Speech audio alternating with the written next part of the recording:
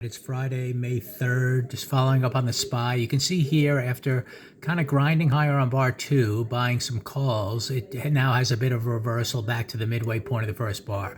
So you have to be out of this trade. What I saw developing here, I was watching it grinding up. I was watching my options. I knew there was kind of an economic number released right here at the top of the hour. And all of a sudden I saw the bid ask starting to go crazy here on the 1 minute chart.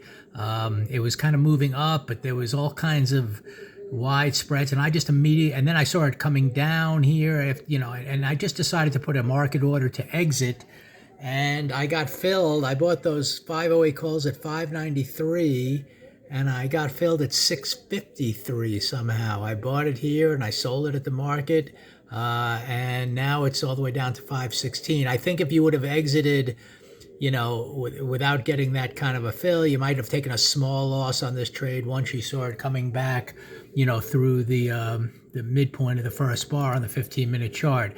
I still think it's a big up day that's going to head higher, but now we got this crazy volatility in here. This is going to be a tough one to play, just given structure. I mean, if it holds here and goes a lot higher, that could happen.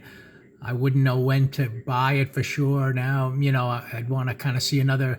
I guess if we come down here early and have a red to green, that could be a signal, but it's more type of day where you got to look maybe at individual stocks. Anyway, just kind of pointing out that I think, very lucky on a fill. The bid-ask spread was so wide, and somehow on my market order, I got the high end of the fill. But it could be considered a small loss. I'm a small gain, and I'm just going to continue to watch the SPY. It's I think a better day for some individual stocks, possibly. Again, on the big picture, I don't know if this is now going to fail. We've identified this range of the last 2 weeks in here. We try to break out. You can see here it almost looks like a little bit of a failure.